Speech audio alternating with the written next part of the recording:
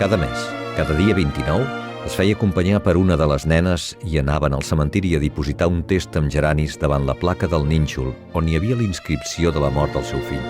El nínxol era buit, però era l'únic element físic que podia demostrar que un dia va existir un nen petit que es deia Guillem i que tothom coneixia per Mamut.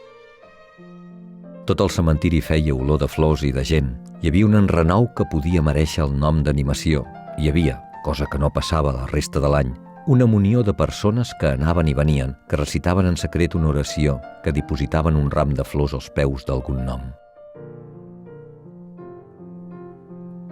El que Anna K. ignorava, quan travessava les portes metàl·liques del cementiri i baixava al carrer de la plaça per tornar a casa seva, era que amb una exactitud suïssa, un any després, tornaria a fer exactament el mateix camí.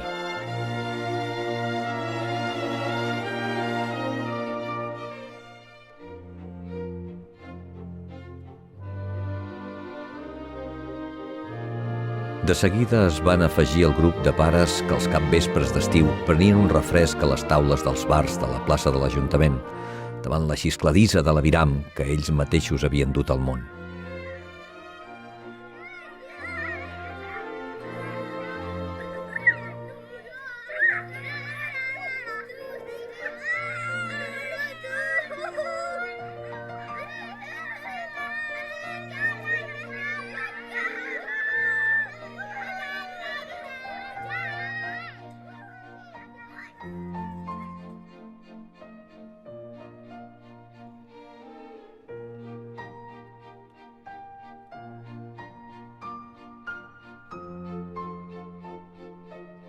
Anna K. puja les escales de la biblioteca tota encongida. Empeny la porta de vidre de l'entrada i n'obre l'angle just perquè el seu cosset, quasi invisible, pugui arribar a passar sense ser vista.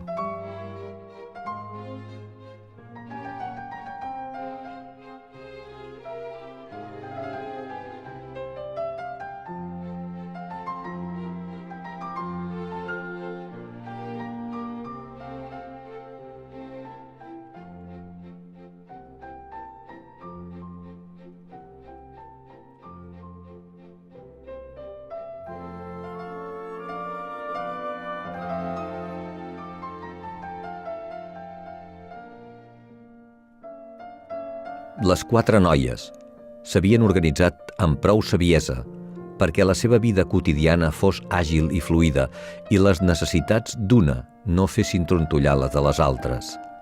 L'espai íntim de cadascuna era, lògicament, la seva habitació i allí, en l'espai inviolable de les 4 parets, només calia observar el precepte lògic de no fer més soroll que el necessari. Tenien una 20ena d'anys, potents i entusiastes, i problemes massa similars. Les garrofes de cada dia, el pinso setmanal, el repte de mantenir el compromís de poder pagar amb puntualitat les despeses col·lectives.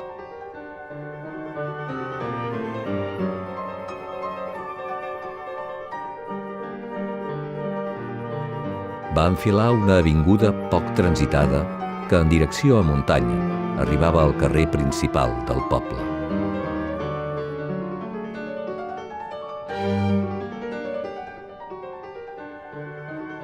La muntanya es retallava sota un cel d'un blau que hauria semblat irreal en qualsevol tela de qualsevol pintor. Els petits perfils de les cases i els arbres es veien nets i delimitats, com en un decorat excessivament pulcre.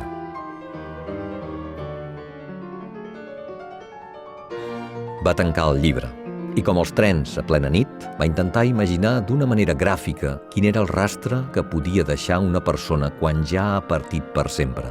L'escàs resplendor de les finestretes d'un tren que a la nit travessa la foscor més absoluta i de molt lluny, sempre de massa lluny, només aconsegueix insinuar el seu rastre, una espurna quasi invisible que es perdrà del tot en ben poc temps.